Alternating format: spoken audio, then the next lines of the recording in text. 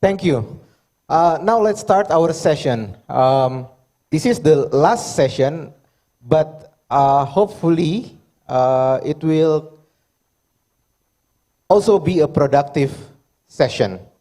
I'm honored to be the moderator of this session, but we are talking a little bit different. We are talking about nuclear weapons. Excellencies, Governor Lemhanas, Governor Andi Wijajanto, distinguished guests, ladies and gentlemen.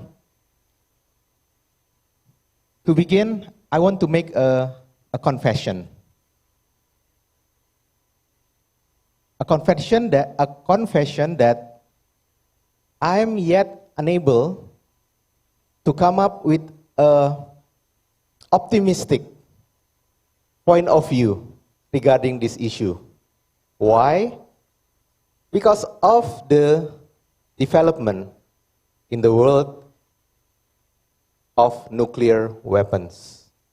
In fact, it happens sometimes before what we have today.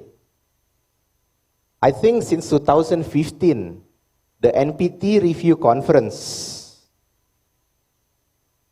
the prominent forum discussing about non-proliferation of nuclear weapons, disarmament, and peaceful uses, were unable to reach the conclusion. But we have also one step forward, the conclusion of Treaty of Prohibition of Nuclear Weapons. But in Indonesia, we call it poco-poco, one step forward, two step back. That's the situation of the nuclear weapons situation in the world. And the situation was aggravated now with the threat of nuclear weapons used in many parts of the world. In the conflict in Ukraine, the threat of using tactical nuclear weapons are being made. In our region, the increase of nuclear arsenal also happening. Lately, we have also received the news about the development of nuclear naval propulsion, nuclear-powered submarine. That all the developments put pressures in our region, including in ASEAN. In ASEAN, we have what we call Southeast Asia Nuclear Weapons Free Zone, SEANFWZ Treaty. But then, this treaty is put into the test on how this treaty can contribute to the de-escalation of the situation today. So that's why I am yet unable to find a way to be more optimistic than today. I hope the three panelists will shed some lights and bring a glimpse of hope on how ASEAN with the SEANFWZ Treaty can contribute to the creation or the escalation of peace in the region. With that opening, without further ado, I would like to introduce Dr. Chiew, Senior Lecturer, Strategic Studies and International Relations Program of the National University of Malaysia. Dr. Ho, floor is yours.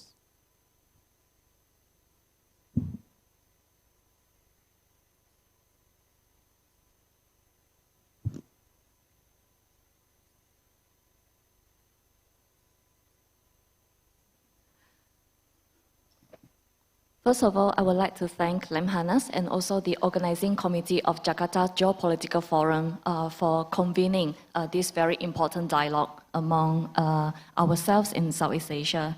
So this final session, even though it is about nuclear, but there is a maritime dimension to it, which I think is very important to be discussed.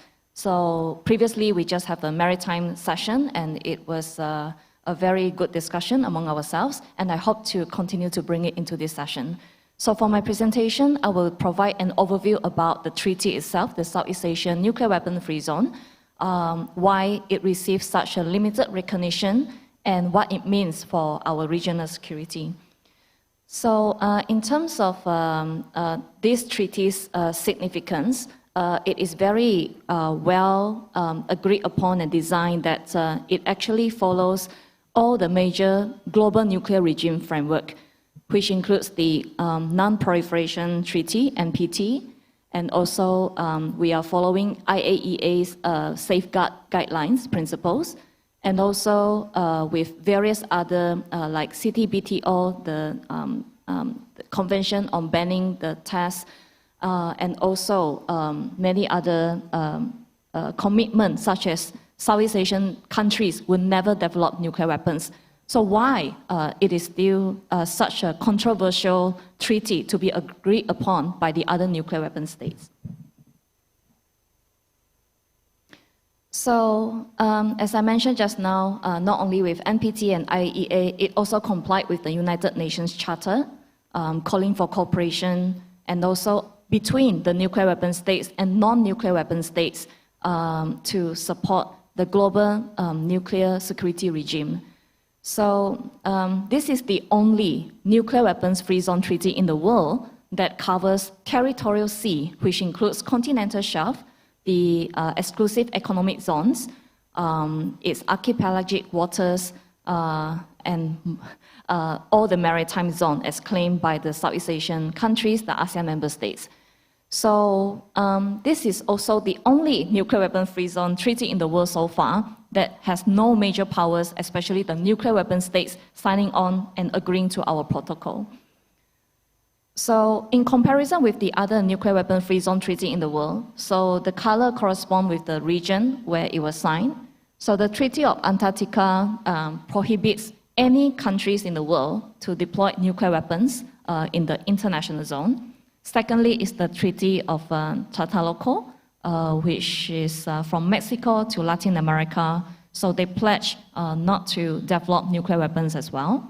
And that follows by Treaty of Rarotonga in the Southern Pacific, covering New Zealand, Australia, and supposedly the South Pacific.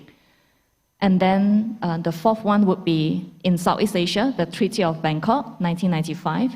So it came into force in 1997, of which during that time, we tried to negotiate with the nuclear weapon states to agree to our protocol and the articles contained in the treaty. However, because we can't secure their agreement as signature, so we went ahead and enforced it by 1997. And so right after that, it was followed by the African Nuclear Weapon Free Zone Treaty, the Treaty of Pelindaba in 1996. And 10 years later, Central Asia formulate their own nuclear weapon free zone in 2006, which is modeled after the Treaty of Bangkok. So Treaty of Bangkok is a model treaty for nuclear weapons free zone because it is one of the most comprehensive. But being the most comprehensive also means it is the most problematic, so especially in the maritime zone. So aside from those conventional, the traditional nuclear weapon free zone treaties, we have two others. So one is Mongolia, the only single state nuclear weapon free zone declaration made by one country in Northeast Asia because its neighbors, such as China, Russia, the two Koreas, and Japan, which have their own nuclear energy program, couldn't agree to a nuclear weapon free zone principle. So last but not least, the latest development is the Middle East zone free of nuclear weapons and other weapons of mass destruction. So this is still under negotiation for the Middle Eastern region. So the added clause on other weapons of mass destruction is due to the fact that Iraq war was triggered by the suspicion that the country was developing WMD. So we are seeing a kind of an evolution in what type of the nuclear weapons free zone treaty that can also cover other types of weapons of mass destruction. So James Martin Center for Non-Proliferation, based in California, one of the leading institutions in the world studying nuclear non-proliferation and other nuclear security matters, provide this overall overview of the differences between all of the nuclear weapons free zone treaties. Basic prohibitions such as no military use, no testing of nuclear weapons, no production, acquisition, storage, installation. And then the Treaty of Rarotonga included fissile material, for example, and whether each of the treaty provide negative assurance and recognized by the nuclear weapon states or not. So as for Treaty of Bangkok, yes, we do want the nuclear weapon states to provide their negative security assurance. Later I will further explain why. So for us, we are obliged by the NPT, IAEA, and that we want both the nuclear weapon states and the non-nuclear weapon states, the contracting party to the treaty, to agree to our guideline, including respect the maritime dimension of the nuclear weapon free zone of Southeast Asia, and allowing peaceful safeguard of nuclear energy program. So this is one of the contentious, contested by the other nuclear weapons state, especially by the United States. And after that, the Treaty of Pelindaba, covering Africa. So they went further ahead and said no research on any nuclear-related capabilities. So this is why Treaty of Pelindaba received much more acceptance and embraced by the nuclear weapon states because they promised not to even touch the peaceful use of nuclear energy. So one of the most modern treaty for Central Asia, so it is everything much like the SEANFWZ treaty, except that they don't cover maritime because Central Asian countries are landlocked countries. So that makes it another a more popular nuclear weapon free zone treaty, even though the nuclear weapons states has agreed to all of these principles and treaty, but they do have reservation.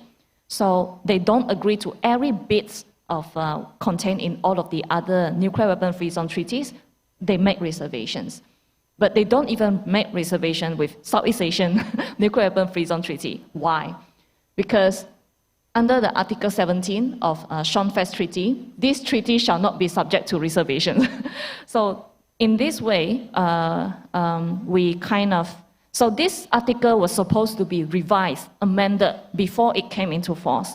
So ASEAN set up an executive committee to negotiate with the 5 nuclear power, the P5. So throughout 1995, 96, and also 97, we agreed to make amendments to this article. However, because of the other issues that I mentioned just now, including for the United States, they are concerned over how they are going to implement their nuclear deterrence, means that even this article was not be able to be amended in time before it came into force. So another contention for the reservation to be made among the nuclear weapon states is the territorial water. So continental shelf, as the previous session discussed, its various interpretation by different maritime nations already create much controversies and also mixed reactions from all countries concerned. So what more when we bring that interpretation into a nuclear weapon free zone? So it becomes more problematic. And this is why for nuclear weapon states, when they navigate through South China Sea, for example, and even the passages like Malacca Straits, Java Sea, Philippine Sea, and going upwards to Northeast Asia, East China Sea. So in one of the discussion, the latest one that I participated in 2021, the James Martin Center for Non-Proliferation Studies, together with United Nations Office for Disarmament Affairs, convened a discussion specifically on SEANFWZ Treaty. So during the discussion, I observed that they still have major reservation about notion over negative security assurance and also the maritime coverage of the SEANFWZ Treaty. So at the end of this forum, we still can't quite convince the American to agree to reaching a consensus on agreeing with our treaty and protocol. So the interpretation of the protocol's articles is also, I think, is the main reason why the United States and in extension to the other nuclear weapon states refuse to sign on to our protocol and treaty. So this protocol is of permanent nature, shall be enforced indefinitely, and this is the same for any other sets of a nuclear weapon free zone treaty that I introduced earlier. However, we do provide space for ASEAN contracting party, ASEAN member states, to withdraw from the treaty if we found the protocol jeopardized our supreme national interest. So this also is free or very up to our individual interpretation. What do we mean by supreme national interest? In the events of extraordinary crisis or incident. So, and these are not very well defined and everyone can interpret in any ways they want. So the United States contested that if Southeast Asian nations could withdraw from the treaty due to this protocol provision, then Southeast Asia nuclear weapon free zone does not prohibit does not prohibit us from developing nuclear energy, which may be used to be weaponized in the near future. So their concern is, back then, I think, is quite unfounded. It's not built on a solid foundation, except for the fact that now it is even more difficult to convince the nuclear weapon states of our commitment to never develop nuclear weapons. So to promote reassurance to the nuclear weapon states, especially the United States, ASEAN do set up various, so earlier I mentioned about executive committee of the SEANFWZ Treaty. We also have ASEAN Network of Regulatory Bodies on Atomic Energy, ASEAN Nuclear Energy Cooperation Network, and also ASEAN Regional Forum. So this is the forum where we engage the other nuclear powers, including US, China, UK. So ISM on NPD is one of the forums where we keep trying to promote disarmament dialogue and to ask to convince the nuclear weapon states of our intention to remain nuclear weapons free. However, now things get so much complicated because last year, Myanmar signed a nuclear cooperation roadmap with Russia. So according to this news, which was released in September 2022, that Myanmar regime would acquire a small atomic nuclear reactor. So by this year, so 2023. So that means that nuclear weapon states surely would feel like they are already dissatisfied with how ASEAN handled Myanmar crisis. And now that we have the regime that is trying to acquire a nuclear reactor, even though they claim it is for peaceful use of nuclear energy in 14 areas, we are not sure in detail what are those 14 areas because there is no details. But it means that nuclear weapon states will have no choice but to implement nuclear deterrence, whether in extension to their allies, like the Philippines or Thailand, or in extension from the Northeast Asian theater. So negative security assurance is a major issue raised when I was part of the conversation 2 years ago. So it means a guarantee by a nuclear weapon state like the United States that possess nuclear weapons, it will not use the nuclear weapons or threaten to use the nuclear weapons against non-nuclear weapon states. So you can imagine in the Myanmar scenario, if they try to weaponize the nuclear energy and the nuclear reactor that they acquired from Russia. So it means the United States will have no choice but to threaten to use the nuclear weapons against a yet-to-be non-nuclear weapon states like Myanmar, if that scenario continues to develop. So we don't ask for positive security assurance because that should be reserved for the allies, like come to an aid if a non-nuclear weapon states are under attack. So we can now see why this is such contentious. So what it means and how it implicates Southeast Asian security. First dimension, I would say, is the nuclear security and the safety issues associated with it. First is the freedom of navigation by nuclear weapon states in the waterways of Southeast Asia. So already we know various types of warships have sailed through South China Sea. So whether they are nuclear powered, nuclear propelled, or even nuclear armed vessels, they already traverse the waters of this region, including in the territorial waters of their allies like the Philippines, especially the Philippines. So the nuclear accidents at sea would mean that it would harm not only the interests of the Southeast Asian nations, but also to our maritime environment and the security associated with the safety of navigation as well. And not to mention that we currently have a very busy underwater traffic caused by the high number of submarines traveling through our undersea of South China Sea. There is a very high concern about coalition among the submarine forces. I think 10 years ago, all Southeast Asian countries combined, we only have up to about 10 to 14 conventional nuclear submarines. But in 7 more years, by 2030, combined together, we may have a total of at least 20 conventional nuclear submarines. Singapore just signed an agreement with Germany to develop conventional nuclear submarine, conventional submarine, sorry. And then Vietnam as well, they try to develop and have a submarine fleet, stronger fleet on their own because of the situation in the Paracel Islands in South China Sea. If the nuclear-powered submarine, for example, face a coalition incident, we do have this crisis simulation scenario play out between India and Pakistan because it happened before.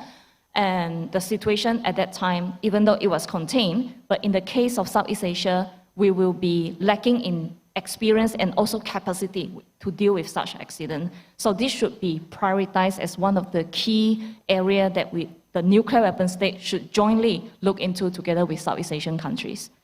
So already there is accidents involving US vessels, so it is not nuclear powered, I think. So the incident happened when they stranded on the Tubataha reefs. So this incident actually caused massive damage to the marine park, so destroying the coral reef, which is United Nations UNESCO heritage listed marine park. So as a result of it, US have to pay, I think, in millions of dollars to the Philippine government. So imagine that scenario if it is happening in other shallower waters in South China Sea. So for this, we need to understand another concept, key concept, for all of us who share the international waters of South China Sea, and that is bathymetry. So ocean bathymetry matters in marine planning, navigation, military activities, and also environmental monitoring, because the depth of our ocean varied in the very wide range in Southeast Asia. And with rapid development of technology and the confluence of various expertise from engineering and also scientists, marine biologists, and so on and so forth, we need to create a new knowledge field in nuclear maritime nexus. And Southeast Asian Nuclear Weapons Free Zone Treaty provides exactly that. And bathymetry has become such a geopolitical issue, as we can see from this study by Professor Uehara from Kyushu University. So she mapped out the bathymetry in South China Sea, and it is quite clear that over closer to the Philippines, the ocean depth is deeper, but closer to the middle of South China Sea, where northern North Natuna Sea would meet. And this area is where international water really resides, and it could create a kind of navigation accidents or nuclear submarine accident, especially in this area. So Professor Uehara actually employed different technology. So she studied this over the last 10 years, using different types of technology to see whether the mapping of bathymetry is appropriate. So from what she managed to show is that the older the technology, the less accurate it is. So with the more modern technology, it actually shows very different depth zone, even in the Java Sea and also in southern South China Sea. So meaning that accident can happen because of inaccurate knowledge about the depth in our underwater area. So China, of course, pay attention to such scientific and also technical requirement for them to navigate the South China Sea. So a group of Chinese scientists led by Ruan, in 2020, they published using 7 different, oops, I don't know what I did, okay. So using 7 different technology in mapping the bathymetry in South China Sea, they shows also different and variation in the in how it was showing slightly different measuring point and depth across the very same area that they study. So it means that there is so much collaboration that can be forged first in the area of understanding our international waters before we can talk about how we wanted to take care of this region. So, of course, the biggest implications for regional security would be the geopolitical and geostrategic competition involving US and China especially, and the possibility of the theater, the war-like scenario that can be spilled over from East China Sea into South China Sea. And everyone is paying attention to China's increased military buildup, including nuclear force. So far, they have pledged no first use, and they also pledged that nuclear force of China is solely for deterrence purpose. But there is an anxiety whether they will use nuclear weapons over contingency in the Taiwan Strait, and possibly deployment of nuclear armed assets in South China Sea, such as on the Fiery Cross Reef, and so on and so forth. So how should we prepare a regime, so that will be covered by Dr. Aaron later, for a kind of a Southeast Asian-led nuclear responsibilities, together with a London-based think tank, the British American Security Information Council, which is not government-related at all. So this think tank trying to acquire funding from various governments to conduct studies and understanding how we can create a better framework, and that is nuclear responsibilities, and to convince the states who are in conflict with each other to embrace the concept. So far, this framework has been implemented between India and Pakistan. So the project is now entering its 3rd phase. So for Southeast Asia and also for Korean Peninsula, we are at the beginning of exploration. So this is where I think Southeast Asia and also, of course, ASEAN can utilize the opportunity afforded by SEANFWZ Commission to propose to institutionalize a form of a consultative mechanism with the nuclear weapon states, led by the United States, because they have the biggest reservation and resistance to recognize SEANFWZ Treaty and its protocols. For Malaysia, so I'm from Malaysia, I have made this proposal to the United Kingdom when their senior minister for defense visiting Malaysia to reinvigorate our bilateral defense ties, to talk about the gaps of understanding between nuclear weapon states such as UK and with non-nuclear weapon states such as Malaysia. So in this way, we can conduct bilateral, multilateral dimension of discussion between us and the nuclear weapon state to achieve our goal in establishing mutual understanding between us. So how the nuclear responsibilities framework can help us to achieve the goals? Firstly, we need to recognize that we need a platform converging nuclear and maritime nexus, because as the only treaty in the world covering both nuclear and maritime, it is time for us to popularize the discourse. Secondly, a dialogue that recognizes what are each of our security dilemma. So in academic concept, we call it security dilemma sensibility, meaning you are thinking in other people's shoes. So to ensure progress in consultation and negotiation.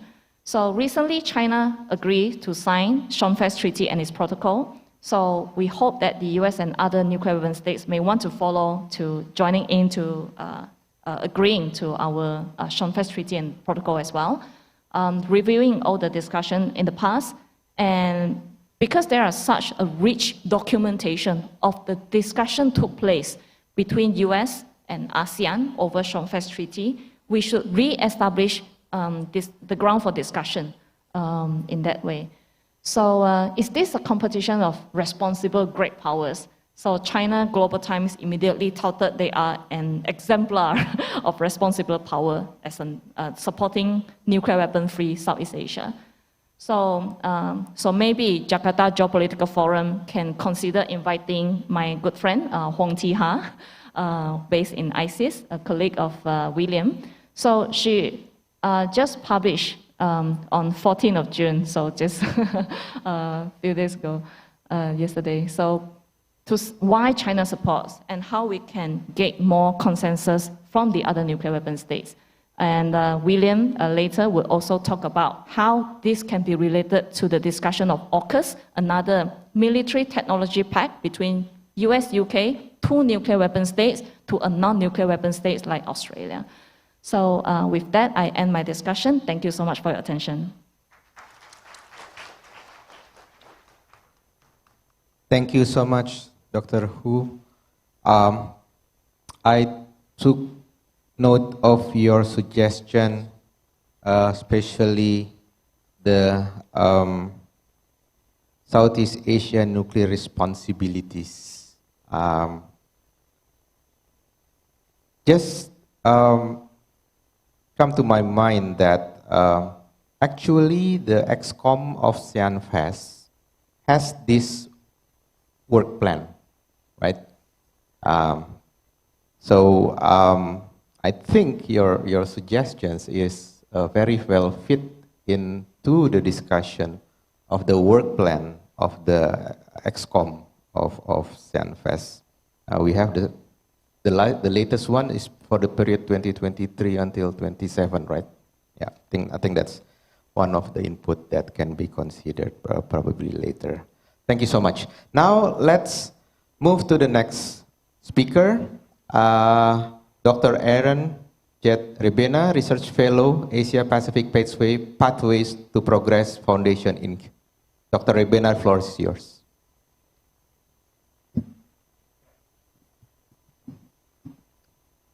Thank you, sir. Governor Andy of Lemhanas, distinguished guests, colleagues, ladies and gentlemen, selamat pagi. I hope I said that right. A very good morning to you all. Firstly, I wish to express my sincerest thanks and gratitude to Lemhanas, particularly to Colonel Danny for the invitation. I am truly honored to be invited to be here and speak at JGF. So I think my friend Dr. Ping has done a good job of explaining the technicalities surrounding the SEANFWZ. For my part, I'll talk about ASEAN's Southeast Asian Nuclear Weapon Free Zone Treaty in line with the emerging international regime environment. So what do I mean by this?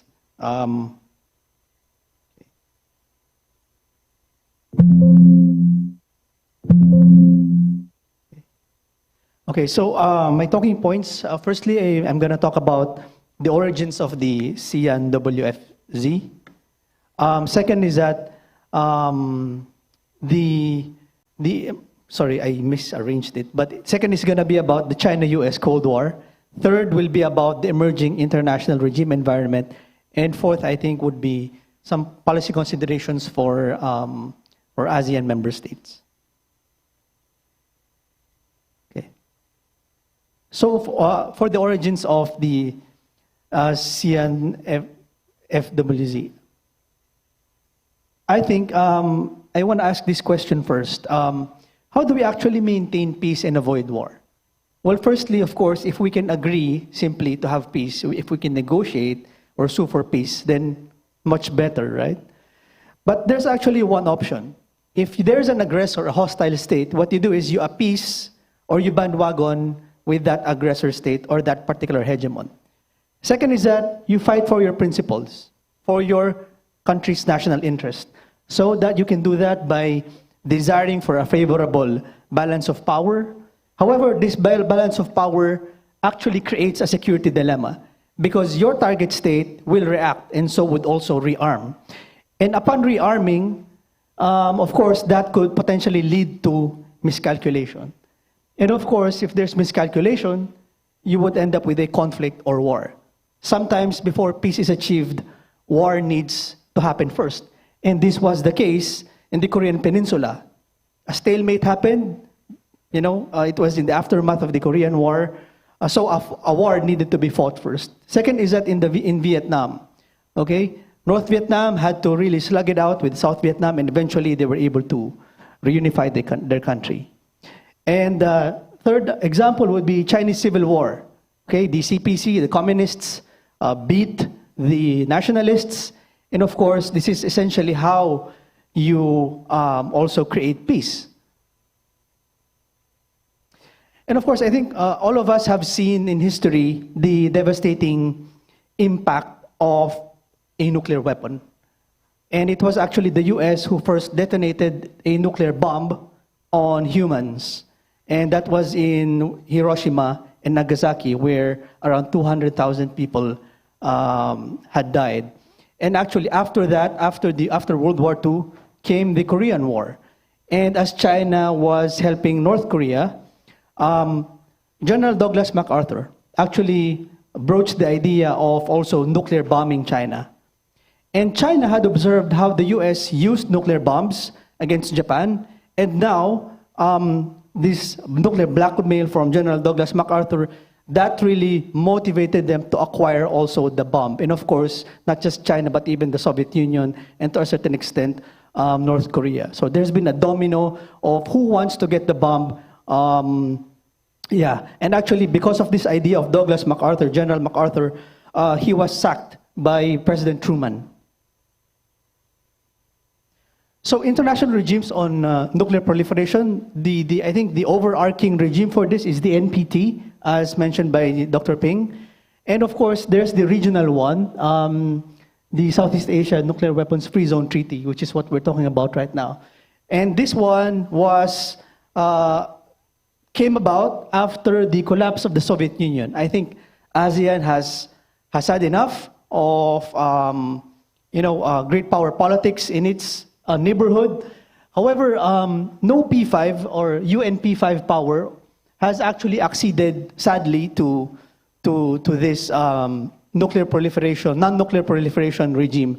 But as mentioned a while ago, China is willing to accede and subscribe to this. Because there are certain problems with respect to geographic scope. It was also discussed a while ago. Will it apply to territorial sea, EEZ, CS, and even the acts of port calls, transiting foreign ships, aircraft, freedom of navigation. So, as was mentioned by Dr. Ping, there is indeed a divergence in the interpretation of this. Okay. So, most lately, the Hiroshima Vision on Nuclear Disarmament by the G7 actually announced a commitment to achieving a world without nuclear weapons with undiminished security for all, and outlined a realistic, pragmatic, and responsible approach, maintaining the record of nuclear non-use and decline in global nuclear arsenals, and a moratorium on nuclear testing and fissile material production for weapons purposes. Okay. And if you would look at in terms of stats, of course, the leaders when it comes to deployed and stored warheads would be the US, Russia, the United Kingdom, and of course, China and India. And these countries are actually dialogue partners of ASEAN. The latest one being the United Kingdom. Okay? So what are their nuclear doctrines? Okay, China abides by the no first use rule, NFU, and they also would not threaten to use nukes against non-nuclear weapon states. The US abides by the first use rule, meaning that they can strike preemptively. And actually, this applies to allies because they have extended deterrence or nuclear umbrella given to allies. Russia, they also have the first use rule. It can be a response to a nuclear attack or a weapon of mass destruction. And if their existence is threatened by a powerful conventional weapon. North Korea is vague on this. India, like China, non-first use rule. The UK, they have the first use rule. So different principles when it comes to the application of nuclear weapons.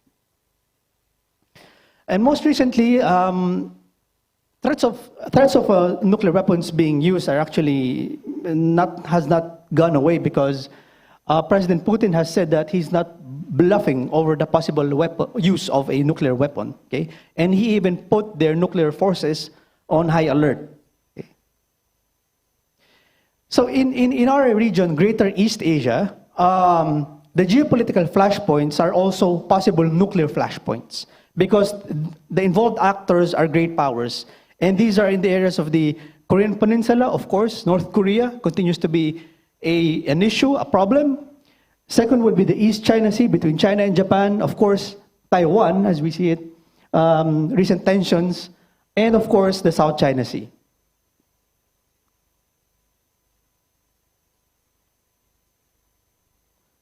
And with respect to the South China Sea, actually, I just want to make it clear that the South China is not just about oil and gas or fish, because resources is just one aspect of the South China Sea.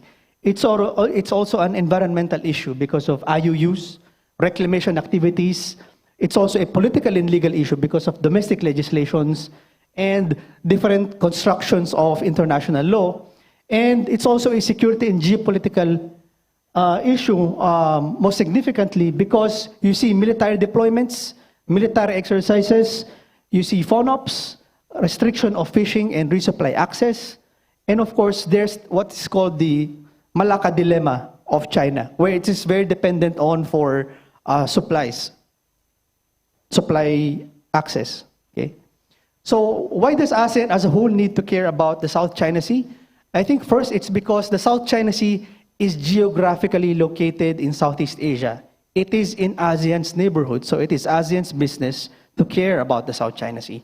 Second, ASEAN countries' exports and imports to and from Northeast Asia pass through the South China Sea. In the event of a conflict in the South China Sea, of course, expect that imports and exports to and from Japan, Korea, and China to be hampered, even Taiwan. Okay. So I think there's a confluence of security interest and demand for superiority and relative gains in the region. You see the problem of the North Korean issue. The North Koreans actually threaten South Korea. North Korea also threatens Japan. They threaten the US also. And China's rise threatens South Korea, Japan, US, the Philippines, and other South China Sea claimant states. And they also threaten Taiwan. Russia, likewise, they, because of their closeness with China, they to a certain extent threaten South Korea and Japan. So there's a lot of security dilemma that's going on in our region, and I believe they're all connected. And for example, if you say that South Korea will acquire the nukes, what would the Japanese have to say about that? So yes, as I said, South Korea has brought up the idea of going nuclear, okay, and so has Japan. When ex-Prime Minister Abe was still alive, okay. And we also need to take into account if whether or not the US will be there for the long haul. Especially if you have a president like Donald Trump, who was somehow very isolationist, you know. So if you have an American foreign policy that is, or a president that is inward looking, what will happen then to its extended deterrence and nuclear umbrella? Will other allies then take matters into their own hands and build their own nukes? Now we go to the China-US Cold War, this context. I think it's similar because the elements of the Cold War, there's a competition in terms of ideology, there's arms race, no economic interdependence, and the presence of nuclear weapons. I think these are the major elements that's still present right now in the case of, in the case of the Cold War between, maybe I lost that slide, but it's still the same. The Cold War now between the US and China, it's pretty much like this. And Southeast Asia, during the Cold War, some preferred to actually be non-aligned, and some actually, decided to align with Seattle. But of course, this was short-lived. And yeah, okay, so right now, this is it, the new Cold War. The same elements are there: ideological difference, the nuclear weapons, arms race, space race, allegiances. In terms of allegiances, China has its own preferred institutions like the BRICS, Shanghai Cooperation Organization, G20, and AIIB. So you see a lot of competition between the two. And during the Cold War, there was the Cuban Missile Crisis, which put the world on the brink of a nuclear war. But right now, in the new Cold War, as I showed a while ago, I'm showing it again, there can be a crisis, a Cuban Missile Crisis in these areas. Okay.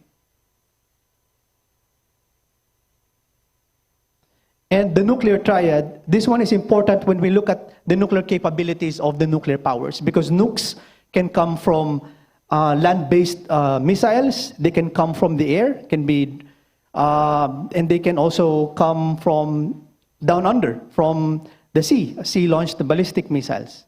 Okay, so this is the nuclear triad. And actually, there is an agreement that binds the US and Russia with respect to nuclear warheads deployment. And the New START Treaty was quite effective, actually, in putting a cap on the development of the US and Russia. However, it is set to expire in 2026, and China is not a party to this. Okay? So, deepening security dilemma, as I said, there is no arms control agreement between the US and China, and the New START agreement between Russia and China will expire in 2026. And so the arms race, everyone wants to beat the other, okay? Everyone wants to be to be ahead of others. And this is caused by mistrust. So from mistrust, you will get into a conventional arms race, and this arms race, because you're not satisfied with your superiority, you will resort to nuclear arms race. And so therefore that means nuclear expansion, your capability to strike in terms of, to absorb first strike and then deliver a second strike capability. And this nuclear arms race is actually leading also into a tech race in terms of innovative delivery systems for delivering nuclear weapons. And as you can see, so the US and China keep on testing. October 2021, the Chinese tested a hypersonic gliding vehicle, and the US just this April tested the Minuteman 3. Okay, it's an ICBM, and they continue also to spook each other through submarines. So here you see a US ballistic missile submarine pops up near China, and likewise a Chinese nuclear submarine surfaces near Guam. Okay. And just since I said that China is not a party to the New START treaty, in just a span of just around a year, China was able to add plus 60 nuclear warheads to its arsenal. Okay, so it is increasing. China is increasing its nuclear arsenal. And here you can see the number of their ICBM launchers. It's at around 450. And there on the right, you can see just how much short-range ballistic missiles that can be that are within the range of ASEAN. Okay, within the area of ASEAN. Okay. And the US also plans to station strategic bombers, B-52, in Australia. So all these developments are part of that nuclear triad that I told you a while ago. And not just that, but the US Navy also sets to build a new submarine base to monitor China's growing undersea fleet, and this will be based in Western Australia. Okay. And now in terms of delivery systems, we see a lot of innovation happening, Everybody wants to be ahead of everybody. So they're trying to decipher what's the possible move of the target state. Okay, so they will resort to unmanned vehicles, whether they are sea-based or whether through air. Okay, so this is really expanding that arms race that's going on in the region. So when we diagnose ASEAN, what major factors do we think shape the behavior of ASEAN? I think two things. One is the economic dependence. ASEAN member states are dependent on certain countries for economic reasons. And some ASEAN states are antagonistic towards certain countries because of territorial and maritime disputes, okay, which creates mistrust. And so I have said that it's not just about the US and China that we are talking about here. The US and China Cold War, that is just one level, but there's also another level that is between the Philippines and South China Sea claimant states. It can be between the Philippines and China, or Malaysia and China, or Vietnam and China. But there's two levels. It's not just about the US and China. And actually, our dispute with China makes us a party in interest in the ongoing China-US competition. And for the Philippines, I think it has a unique structural feature, I think, because it is, while it is the South China Sea, it is a South China Sea claimant state, it is also not the US treaty ally, but it is the only ASEAN country that's near to Taiwan. So this makes the Philippines extra useful for the US, okay? And so nuclear-powered subs have made port calls in the Philippines for several years. And now we see a competition for the key to sea and naval power and nuclear superiority. China has militarized the islands in the South China Sea. The United States continues to conduct FONOPs, so they simply would not want to give up. And according to a retired Filipino Army general, the United States actually, if they will launch a first strike against China, it will be in the Manila Trench, because this Manila Trench is very deep, and it is where US Ohio-class submarines can operate, and it is also very near to China. So the reaction time from China is actually very, very short. And this will really be a surprise attack for China. Okay. Now, since we have recently enhanced our security agreement with the US through the Enhanced Defense Cooperation Agreement, our officials have said that the Philippines will not be used for a Taiwan contingency. Okay? And our armed forces has said that the US must declare all assets that it will deploy to the Philippines. Because it could not be possible that it can't be used for the South China Sea, but for Taiwan. And we will see if the US will also deploy a THAAD missile defense system, just as they did to South Korea a few years ago. And as far as the Philippines is concerned, our constitution prohibits the possession of nuclear weapons. But actually, just last March, there was a senior official in the Marcos government who said that it's about time to lift the nuclear weapons ban.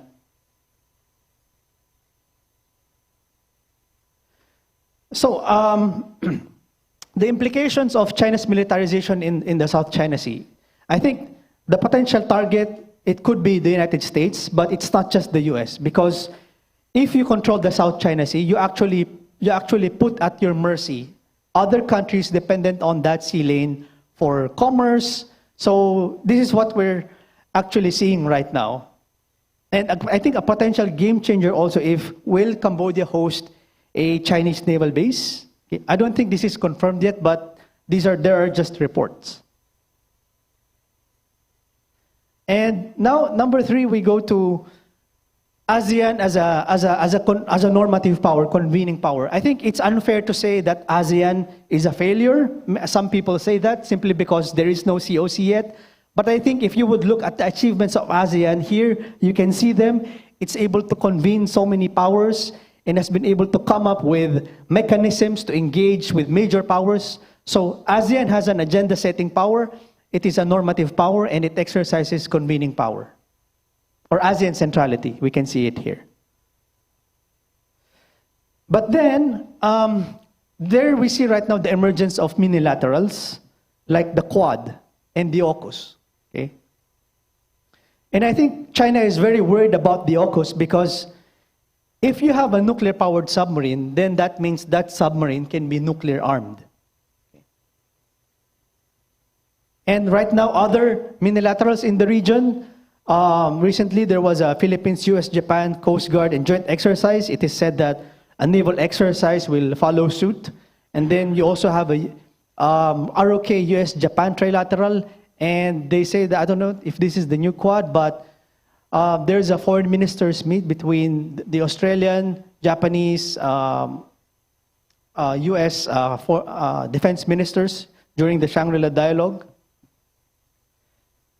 And so this more broadly, you see an alignment of minilaterals and multilaterals, okay? And the implications of this is that it is actually challenging ASEAN centrality. And ASEAN does not have, collectively, ASEAN does not have hard power. It only has normative power. But the emerging minilaterals, they have a lot of hard power with them. And what this means is that they're putting matters into their own hands and that they are bypassing ASEAN. So what is it then? So do we want ASEAN centrality? US centrality? Because you have the Quad, AUKUS, New Quad, trilateral, Japan, ROK, US trilateral in the Pacific Economic Framework, or China centrality, BRI, AIIB, or simply because of China's economic weight. It's a major trading player, it's a major investor, and a provider of ODA. So what centrality do we want to see in the region? I think this is also what ASEAN needs to also discuss within itself.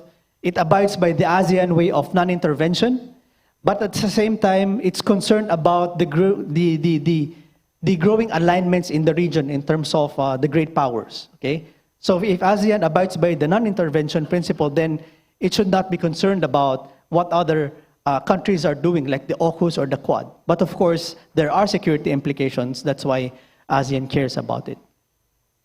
And lastly, of course, for my conclusion, I think that ASEAN has done a lot, but it needs to do more when it comes to the COC. And how about we embed nuclear weapons in the COC? Because the South China Sea is a potential flashpoint. And how about if we facilitate an arms control treaty between the US and China, or arms control treaty between the US, Russia, and China? Some scenarios going forward: what if Taiwan goes nuclear? What if Australia's subs become nuclear armed? Will there be an AUKUS plus arrangement? Will Canada join the group? Will there be a Quad plus arrangement? Or will there be a NATO plus arrangement? NATO recently opened an office in Japan. Will there be, at the same time, a NATO office in Southeast Asia? Will there be a US-Japan-Taiwan trilateral or more? Will AUKUS, Quad, and other groupings converge? So I think all these issues are now merging. They're now converging. Taiwan, South China Sea, all of them are now converging because of the strategic rivalry, not just between the US and China, but also between China and the West. So if we want to see how war is likely in the region, I think we have to take it from Clausewitz, where he said that war is an extension of politics. And we look at the state of politics now, it's sometimes it's not so good, you know. Because if states cannot settle their differences on the diplomatic table, they will settle it on the battlefield. And it is not impossible for nuclear powers to get into a conflict with each other. It has happened before, 1969, 1999. So nuclear powers can actually have limited conflict with each other. And So this is maybe just my suggestion. ASEAN itself can strive to be a pole in this US-China strategic competition, because the world is not just about the US and China, okay? So we need to hedge, we need to connect, the small and middle powers need to connect with each other and strengthen their agency, okay? Because I think ASEAN is a geopolitical player. ASEAN's collective economic strength means economic power, and if ASEAN can make other powers dependent on it and not vice versa, then I think ASEAN will be safer. So I will end here, and thank you for listening. Terima kasih. Thank you. Thank you so much, Dr. Rabena. It's interesting to note your recommendation regarding COC and then new treaty between US, China, and Russia, and the ASEAN geopolitical power. Now, let's come to the last panelist, which will discuss I think the hottest topic now, the AUKUS. So Dr. William Choong, Senior Fellow, Regional Strategic and Political Studies Program, ISEAS, Yusof Ishak Institute. Please, the floor is yours.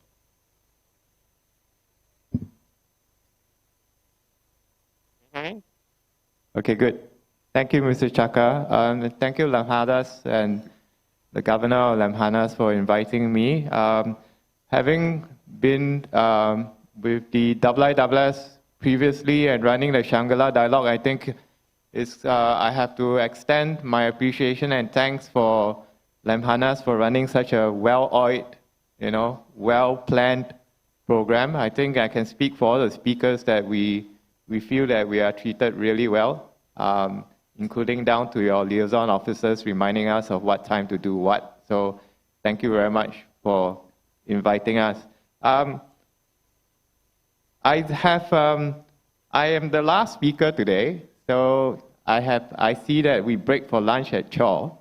So I'll try to keep this as painless as possible on a topic that's quite painful, which is on AUKUS and its implication on Southeast Asia. But before I start, I want to make a caveat to the paper that Chiew presented, written by my colleague Hong Thi Ha, who's a Vietnamese scholar and a colleague of mine at ISEAS. I think the agreement on China and SEANFWZ is that China has expressed agreement to sign SEANFWZ, but as with most things Chinese, they always come with a caveat. So on China and SEANFWZ, basically China has said that it is likely to sign SEANFWZ. It wants to sign SEANFWZ, provided it doesn't contravene China's interpretation of its territories and maritime zones. So that is a big caveat.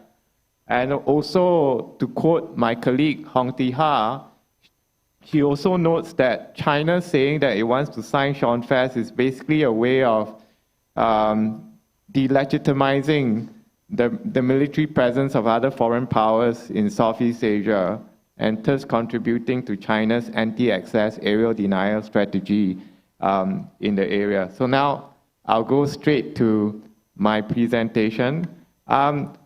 My presentation slides are kind of, I don't have many, and you don't seem to be, okay, does it work?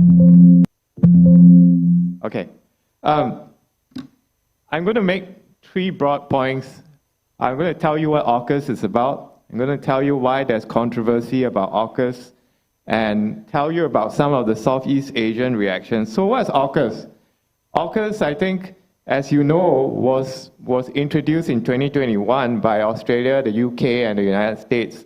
And it's a trilateral security arrangement which allows for the United States and UK to give Australia nuclear propulsion technology that enables it to power a new generation of subs, otherwise known as AUKUS.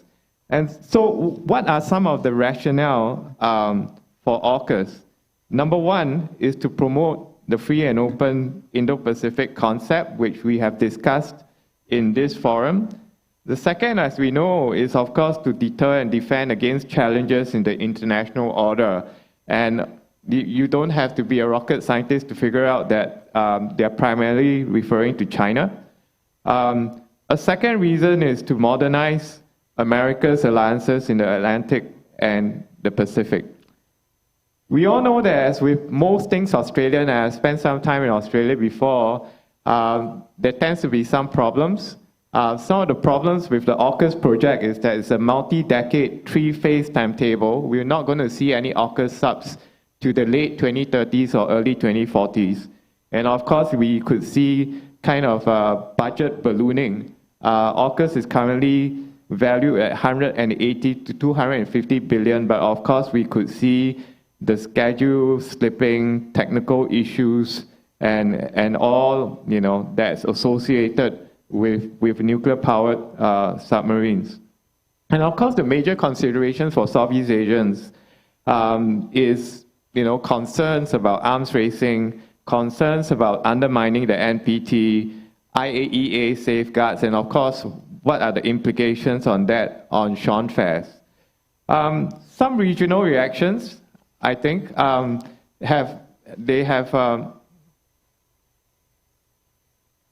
for that. Where's forward? Okay. There have been mixed responses ranging from the Philippines being largely positive, Vietnam kind of giving a kind of a tacit endorsement, Singapore, again, tacit endorsement, and from Malaysia and Indonesia, we have seen kind of, should we say some pushback when AUKUS was announced in September 2021, but there have been changes in tone. Just to illustrate, for the Philippines, I think I have to refer to, and I have to quote, the statement made by Foreign Secretary Teddy Locsin when AUKUS was announced in September 2021. It seems like an army of IR scholars must have taught him how to write the statement because he was very articulate and erudite. So it talks about how Southeast Asia lacks the military capabilities to ensure peace and stability, that Australia's power projection capabilities will help maintain the balance of power, and that Australia does not seek to acquire nuclear weapons, and hence AUKUS does not violate SEANFWZ or Canberra's commitment to the NPT. So when there was an AUKUS update made by President Biden, Prime Minister Sunak, and Prime Minister Alverdi in March this year, the Philippines Department of Foreign Affairs essentially stated the same points. And it's not hard to figure out why the Philippines is broadly supportive of AUKUS, as Aaron has said, and our other Philippine speakers have said today and yesterday.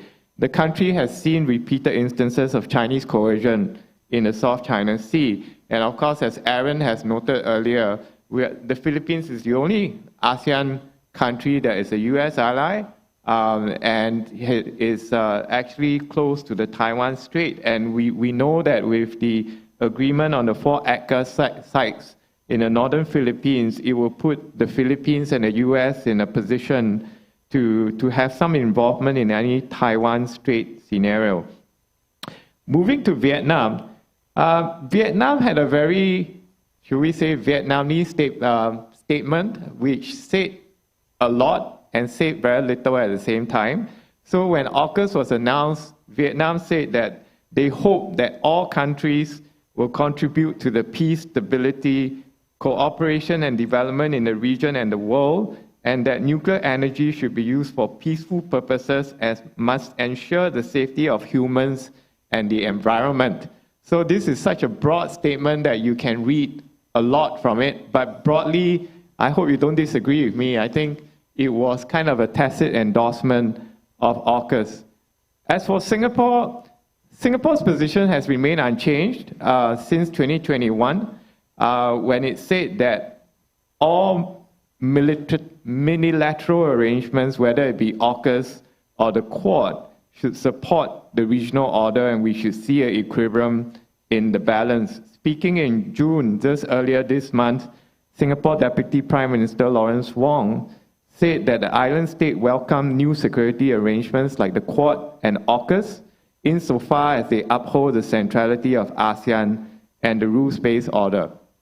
But I think the most interesting reactions that we've seen in Southeast Asia towards AUKUS will be from Malaysia and Indonesia. Malaysia in March 2023, when the AUKUS update was announced, expressed the same concerns it expressed in 2021 about arms racing and proliferation risks. But I think there was a marked change in tone in the Malaysian statement. So KL said that it appreciated the readiness on the part of the three AUKUS countries in engaging with KL at various levels and sharing the latest updates and future projections for AUKUS. So KL also noted that it had improved bilateral ties with both Australia and the United Kingdom. Both countries, or all three countries, are partners in the five-power defense arrangement. And so this could play a role in Malaysia's change in tone towards AUKUS. But nonetheless, the Malaysians, they reiterated their demand that AUKUS should fully respect and comply with Malaysia's policy of the operation of nuclear-powered submarines in its waters, and also it said that AUKUS should adhere to UNCLOS, ZOPFAN, and SEANFWZ. Indonesia, again, was also more nuanced when the AUKUS update was released in March 2023. It said that it was following the AUKUS partnership closely, but it said that all countries should maintain peace and stability in the region, and it emphasized that Australia should be consistent in fulfilling its NPT and IAEA obligations. So again, it's kind of a change in tone from Malaysia and Indonesia, not outright rejection, but somewhat a tacit acceptance of the fact that AUKUS has some kind of nuclear-powered capability. And I think all credit is due to Australia. I think Australia really wore out the shoe leather in trying to go around Southeast Asian capitals, trying to convince Southeast Asian countries as to the validity and the importance of AUKUS. So I think it has been reported that Australia made 60 calls to leaders in Southeast Asia and the Pacific to discuss the agreement. I guess discuss the agreement means trying to get these countries to see the Australian point of view. Now I want to go to kind of three broad strokes on the major concerns about AUKUS and what this augurs for SEANFWZ and ASEAN. The Malaysian argument about proliferation risks and kind of undermining of ZOPFAN and SEANFWZ, I think it's kind of an overextended argument in the sense that Australia has been an exemplary state when it comes to non-proliferation. It signed the NPT in 1973 and implemented NPT safeguards under the additional protocol in 1997. It's a founding member of the IAEA. It's true that from Canberra's perspective, its strategic environment has deteriorated, but still remember that Australia has not broached the idea of going nuclear. I think the more important thing that we should worry about is what Aaron said earlier about the Republic of Korea and Japan considering nuclear weapons. If Japan, a country that is a pacifist country post-1945, 70 years after 1945, has at least opened the debate on nuclear weapons. The debate was opened by Shinzo Abe, the late Prime Minister. Japan is a long way away from Canberra. I think you can find very little domestic support in Australia today for nuclear weapons. I think a more kind of a sophisticated argument against AUKUS is that it provides a backdoor for non-nuclear weapon states to get nuclear weapons, and I think this is an argument that is extended not only by a columnist in the Jakarta Post, but also scholars such as James Acton. They say that AUKUS actually provides a loophole for non-nuclear weapon states to use nuclear propulsion as a cover towards nuclear weapons. But again, I think the reaction from the region, I think, will be quite strong if Australia actually crosses the Rubicon to nuclear weapons. The second contention with AUKUS is arms racing. And this is both an argument laid forth by both Malaysia and Indonesia. I think we cannot be blind to the fact that Southeast Asia is a heavily contested area, and as Aaron has said, there's a lot of security dilemmas in the region. But I think we have to be clear that we cannot put the cart before the horse. I think we can all agree that a lot of the Indo-Pacific statements that have come out by extra-regional powers like the UK, Canada, France, Germany, what have you, is all a sophisticated way of saying that the regional security environment has deteriorated, and this is largely due to concerns about China. I think we don't have to be rocket scientists to figure that out. And also there's little evidence of arms racing at the moment. As Tim Huxley, a recognized regional analyst, has said, China is still a long way from competing with the US in terms of military effort. In 2018, China's defense spending stood about 150 billion. That's 4 times less than America's 600 billion. In 2022, China's spending was about 240 billion versus the US at 766 billion. So even if the security environment deteriorates, I doubt that we will see arms racing, at least in Southeast Asian countries. I mean, we're seeing Southeast Asians' defense spending as a proportion of GDP has remained relatively stable.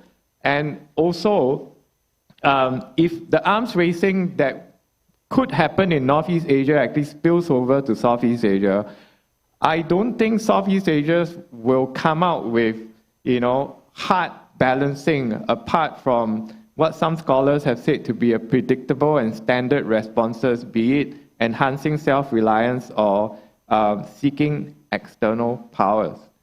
And let me also note that we are talking merely about 8 to 12 nuclear-powered, not nuclear-armed AUKUS submarines. Just to put things into perspective, the collective tonnage of warships launched by the PLA Navy between 2014 and 2018 was 678,000 tons. And this is larger than the aggregate tonnages of the navies of France and Spain combined. And that's huge. PLA Navy currently operates about 6 nuclear-powered attack submarines, 6 nuclear-powered ballistic missile submarines, 44 diesel-electric submarines. And, this is way beyond what the AUKUS plan can actually put out. And again, I note again that AUKUS submarines will not come into the sea till the late 2030s and the 2040s. The last point I want to make is about the closure of Indonesian archipelagic sea lanes. There have been some comments in the media made by, say, an Indonesian retired 2-star army general that says that Indonesia could close off the archipelagic sea lanes if these lanes are used for activities related to war or preparation of war. And this arguably will constitute a concern for AUKUS countries, because we know that AUKUS submarines have longer endurance and range, and they could be used in a Taiwan scenario. But what would I say to that? I'll say that according to UNCLOS, all ships, including submarines, are allowed to navigate through archipelagic waters under the right of archipelagic sea lanes passage. And this right gives ships to navigate in their normal mode. And to quote an Indonesian analyst called Dita Liliansa, just to quote her, what she said here, while UNCLOS promotes peaceful uses of the seas and oceans, it contains no provision permitting archipelagic states to suspend the right of archipelagic sea lanes passage through their archipelagic waters. Rather, it specifically provides that there should be no suspension of the right of archipelagic sea lanes. Now, I think it was either Chu Peng or Aaron who made this point. We all know that SEANFWZ or not, we know that the US Navy has been traversing these regional waters, possibly with nuclear-powered, nuclear-armed ships. This has not been openly admitted, but we know that this is happening, and this is probably why the Americans are against signing up to SEANFWZ. The conclusion I want to make is that AUKUS provides ASEAN a lot of food for thought about hard balancing and soft balancing. I think the broader picture is ASEAN's relative ineffectiveness when it comes to hard power and hard balancing has led to minilaterals that we see today, either the Quad, the Free and Open Indo-Pacific Strategy, NATO setting up an office in Japan, and of course AUKUS. And we all know that when great powers like the US and China and the UK come to ASEAN touting their support for centrality, we know that it's not quite what they say, but what they do. In a sense that, like what Aaron is saying, AUKUS actually effectively bypasses ASEAN and the importance of ASEAN. So, but my conclusion is love it or loathe it, AUKUS and the Quad and all these minilaterals are here to stay, and it's important for us to at least be a bit enlightened that it's not as serious as some think it actually is. Thank you very much. Thank you. Thank you so much for the presentation, Dr. Choong. And I like your last comment regarding the AUKUS here to stay, and then it's not as heavy as it looks. But of course, it will be a big issue for the region. Okay, we have a little time until 12, so just want to have probably 1 or 2 questions. I see one from, oh, there's a lot, okay. Okay, one at the right side of my side, and the back, the lady from the back. So I think let's take 2 first, please. Yes, Pak, and the lady up at the back. Thank you.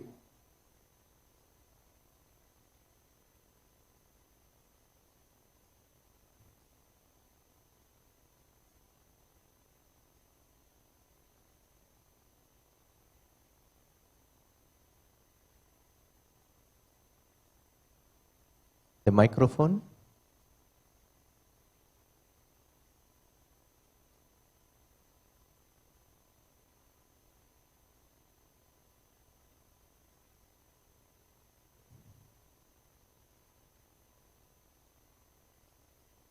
Okay, I think we still need time for the microphone to be on. Any other way to have backup mic probably? Okay, but you have to come here, Pak, if you don't mind. To come forward, and probably you can use my microphone here.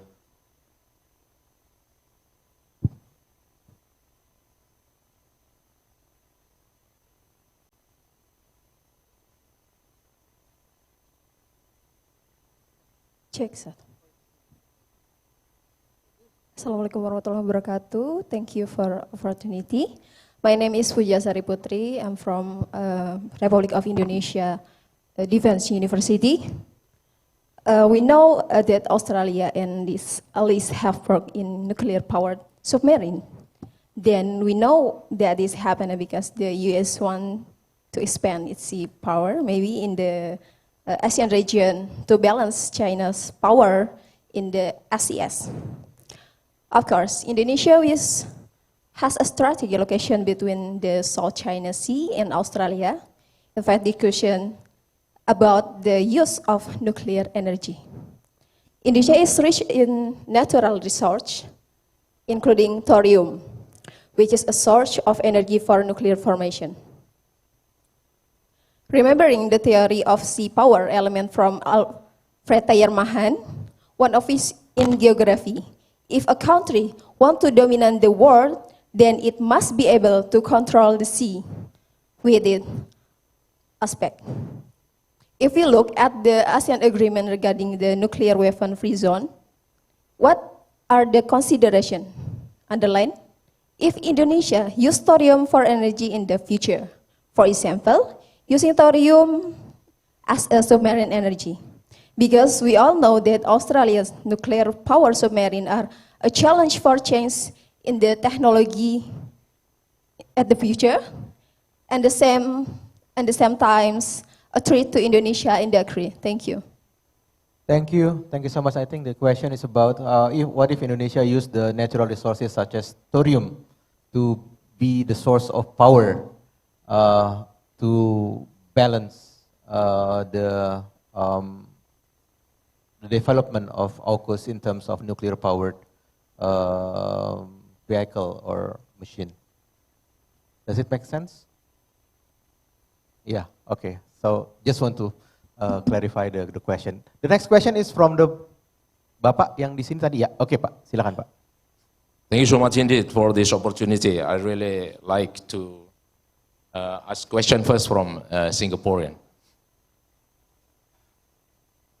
You mentioned about AUKUS update 2023, and I really pay attention with your very interesting sentence. What is that?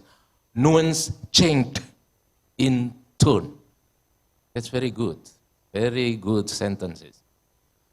And in this case also you mentioned that Singaporeans fully supported US military presence, if I'm not mistaken, in your slide. So my question is, I think you do realize that your neighbor, Indonesia and Malaysia, besides you also supported the US military presence. So what do you think if I heard and I observed the slide before dealing with the nuclear weapon, the US is the one who has the type UV. I mean FU. So, not like China. China is NFU. So what do you think? Because we are talking about preemptive strike. Because yesterday we are talking about how to solidify ASEAN, how to unite ASEAN. So I really want to know from your perspective, from Singaporean eyes. That's the first one. And to Singapore and then to Malaysian, Dr. Ping Ho. Dr. Ping Ho. You're talking about the nuclear plant. Will you, Malaysian, will build the nuclear power plant? I think you said and you will answer no. But before 2010, if I'm not mistaken, correct me if I'm wrong, that you also have the plan to build nuclear power plant. Given to the unrenewable resources, unrenewable natural resources, so I think it is the indispensable factor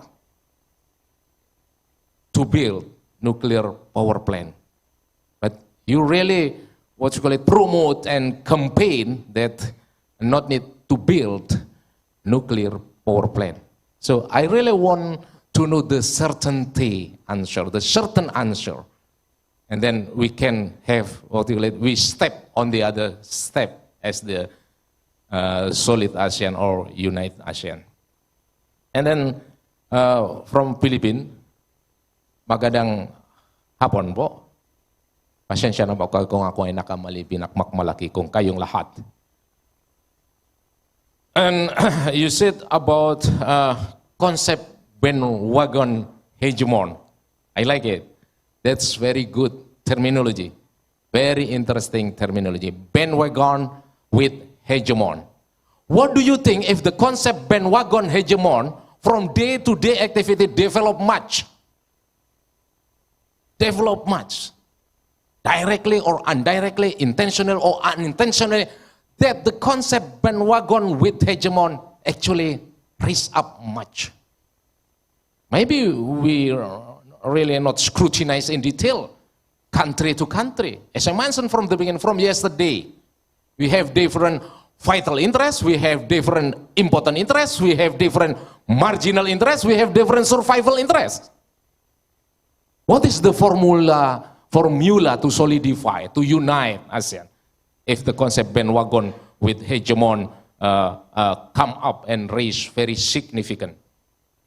And the last one about nuclear arm race. I like very much that NFU, face-to-face FU. I think this one reflect was the art of war by Sun Tzu, face-to-face on war by Clausewitz. Correct me if I'm wrong, if I'm not mistaken. So, in this case also you mentioned about minilateral. Minilateral, come up, sporadic. Looks like the grass that come up sporadic in the session of a rainy session. So, what do you think in this case about the AUKUS? If that's happened, simultaneously we always solidify, unite ASEAN, but simultaneously in the same time, because of, as I mentioned, always vital interest, important interest, marginal interest, survival interest, different country has different perception. So in conclusion, even you mentioned that tend to solve the problem each countries, not as a group of ASEAN, but each country will have their own each solution. What do you think about that? Thank you so much indeed. Thank you, Pak. Okay, we have several, two persons who are asking questions, but then consists of several questions. So please, who wants to take up the first one? Thank you. Yeah. Thank you, General. I see that you like to ask questions. See you asking questions yesterday and today. So thank you for your questions. I think I have two questions directed at me. The first one is on Singapore's position on the US military presence in the region, and the second one is on minilaterals. I'll leave the question about Indonesia nuclear energy to my esteemed colleague, Chiew.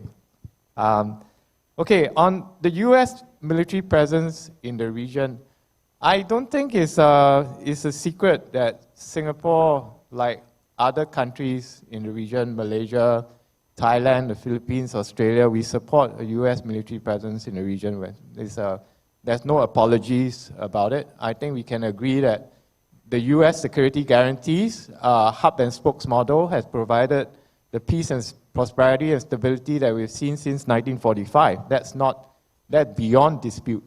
I think the question of FU, the first use policy, I think in Southeast Asia, I mean with SEANFWZ and all, there's a natural allergy to anything that has the label nuclear on it.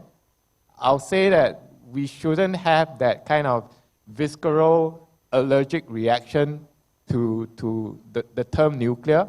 And of course, I need to emphasize that AUKUS in itself is not about nuclear weapons, it's about nuclear propulsion, which is an entirely different bag of fish together. And I would say that if this weekend you do have some time, you should watch this classic movie that was 1962, Peter Sellers in Why I Learned to Stop Worrying and Love the Bomb.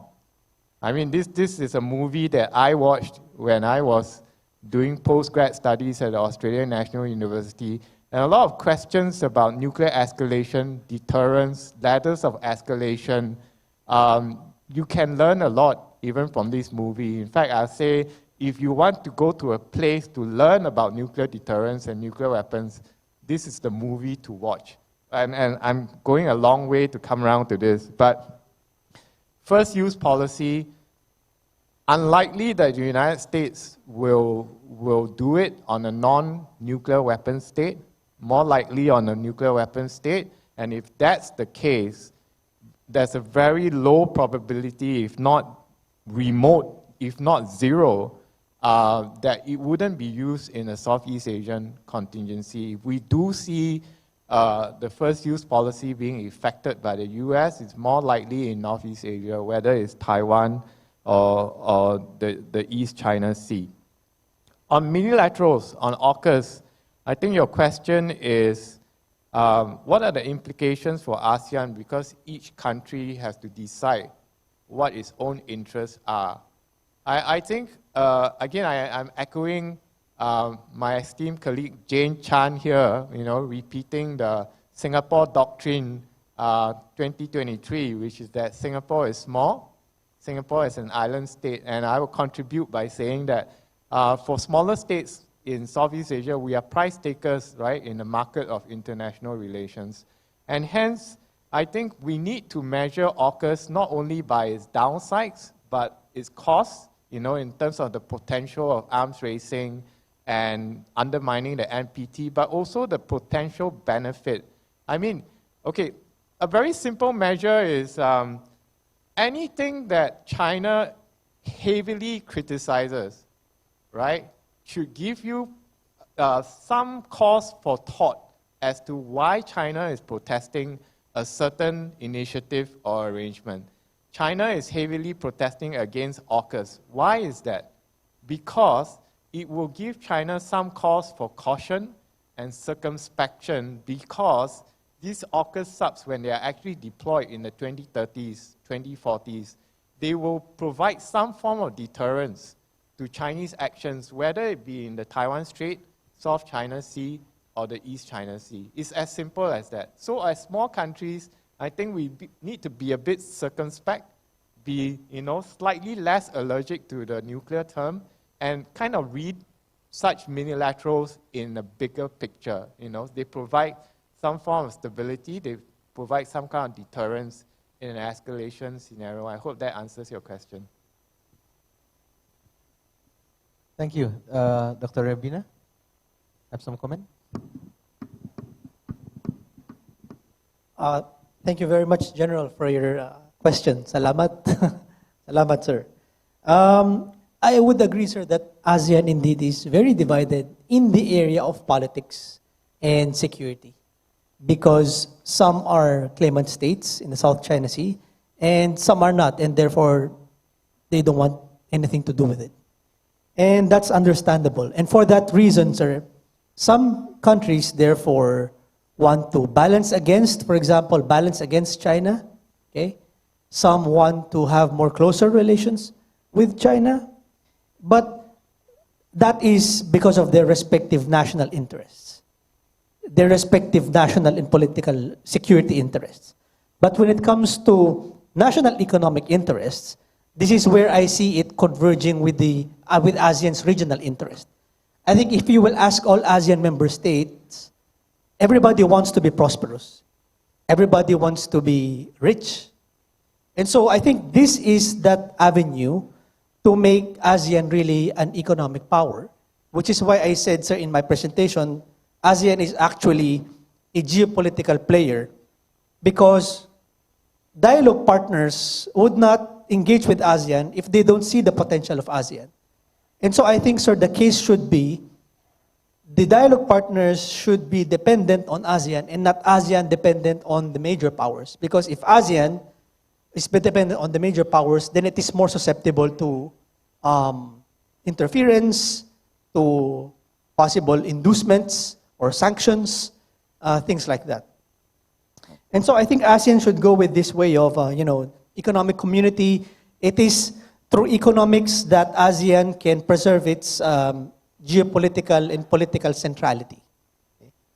And as to the balance of power, sir, yes, as a matter of principle, any country would not just renounce their claims. So everybody wants to modernize and build up their armed forces to achieve balance of power. They also would want to align with external power so that there will be a balance of power.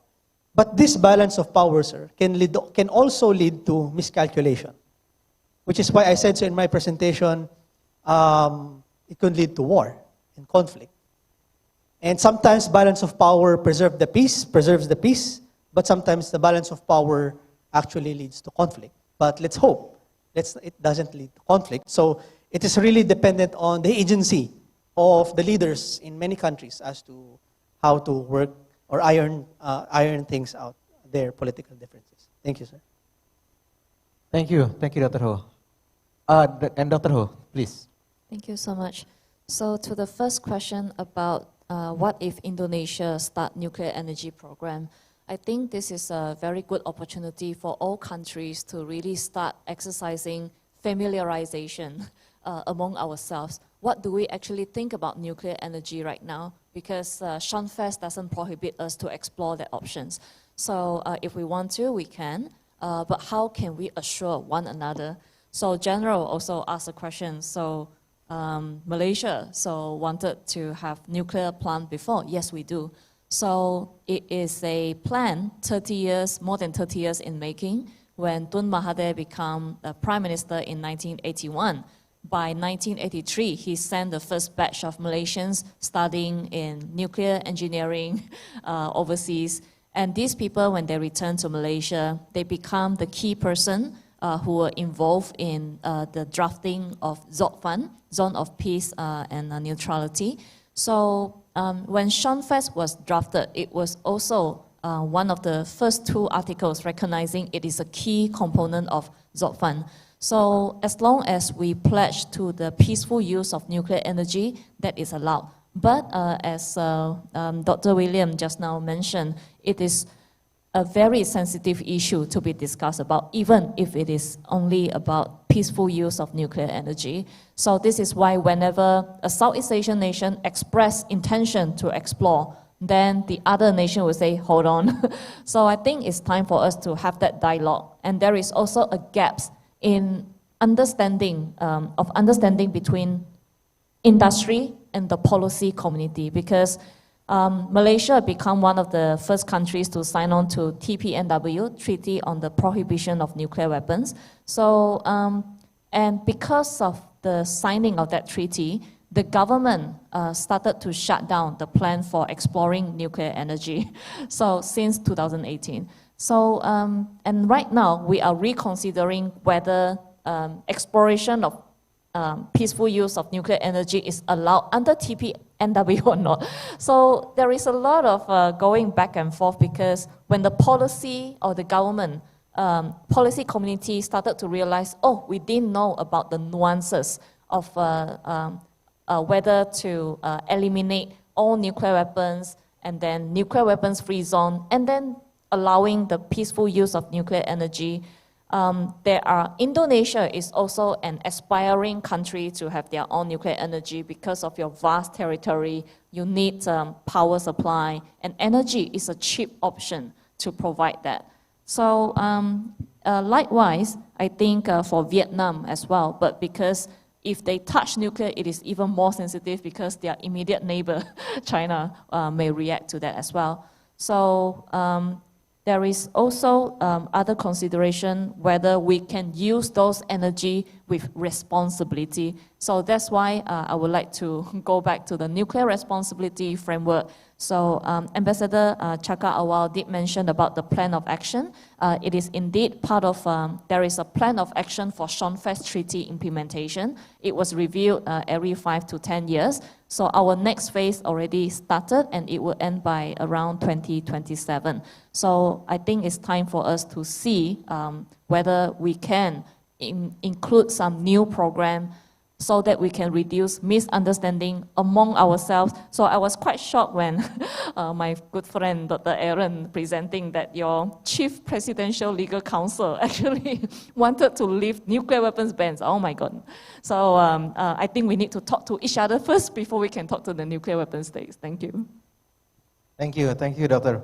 Oh, I got the news from the organizer that we can extend to probably 1 or 2 questions. Short question, please, so that we can conclude in the shortly. So I see one Bapak and the other one in the front.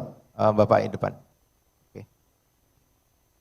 Well, thank you. I will pass the lady beside me to ask the question, and then me myself to make it shorter. The first question is to Dr. Aaron. What ASEAN could do to ensure that AUKUS will not worsen the situation in the region? And then to Dr. William, and it would be happen that the war will be erupted in region in terms of South China dispute and the rivalry between US and China. And then if it is say yes, could you describe what situation could trigger it happen? Thank you. Thank you, Pak. And the last one, Bapak yang di depan.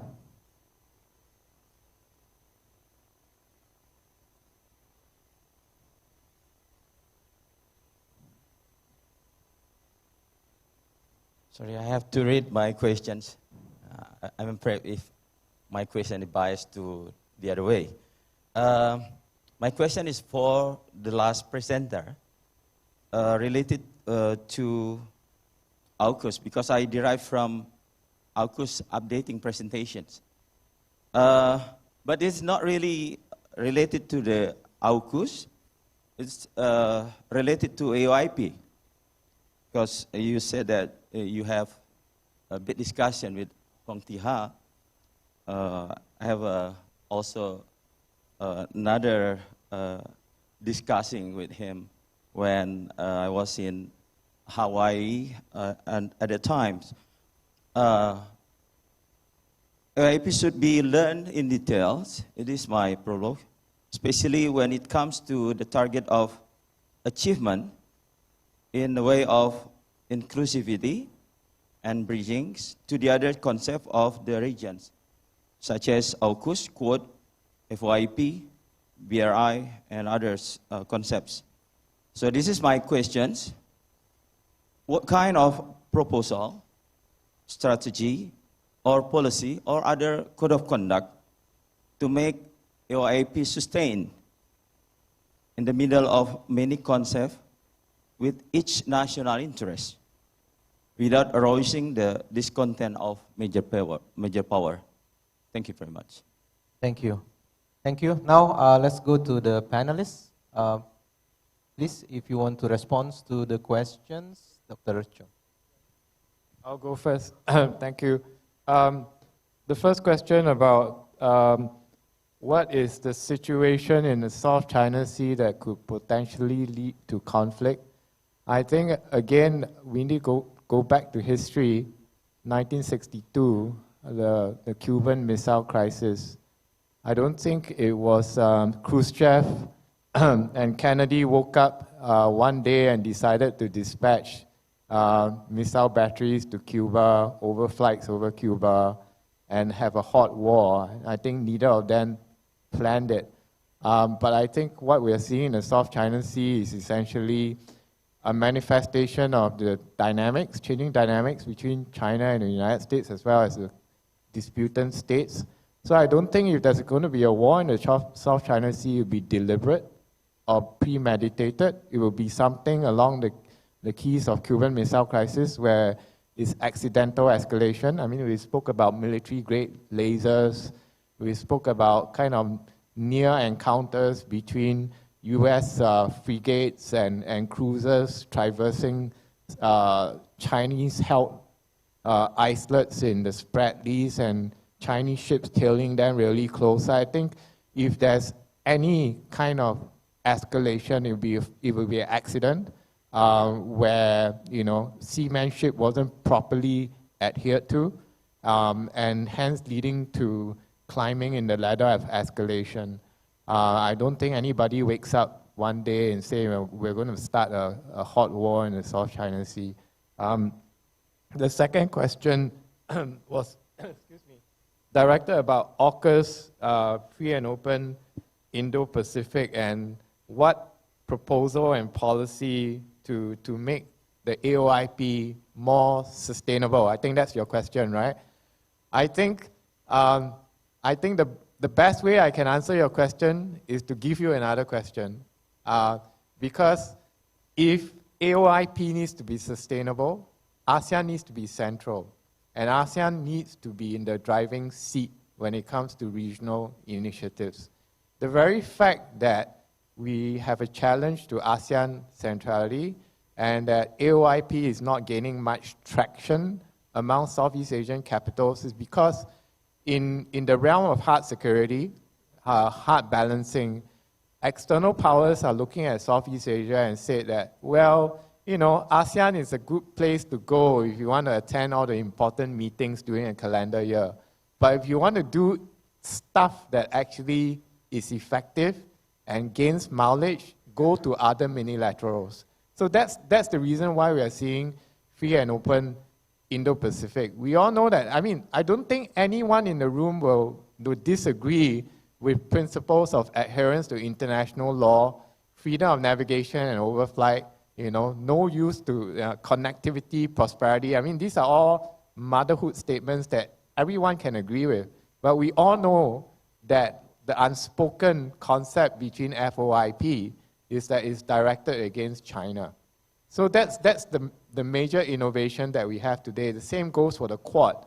It's not just a military security grouping, but it's a grouping of, you know, very able, very well-resourced powers, some of them nuclear powers, about what they want to see in the region. And I think that's the challenge for ASEAN and AOIP. If you don't dictate the terms of how the region is going to be run, then external powers will come and dictate them for you.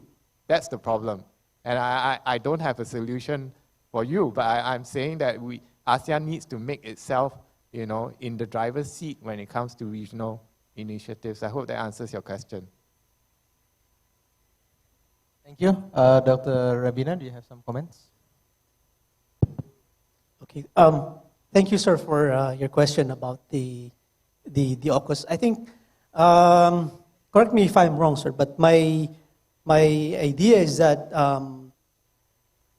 a diesel-electric submarine can't essentially be nuclear armed, but you have to have a nuclear-powered submarine, and if you want a particular sub to be nuclear armed.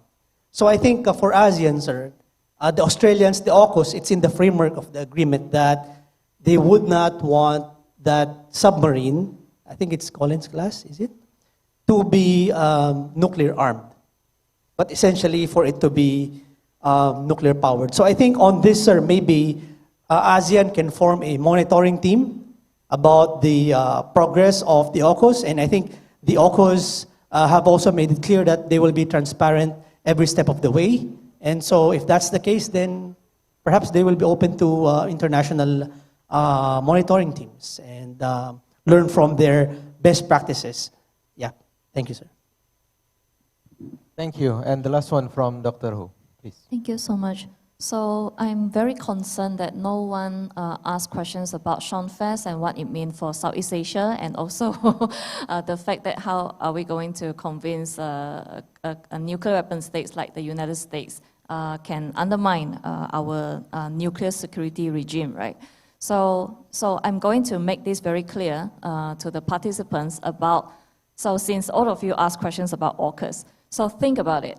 If Australia's submarine is going to sail into South China Sea, they have to lay the cables, the submarine cables underwater. So you all know how it's going through Indonesia. So I'm actually looking at the possible routes for them to lay the cable.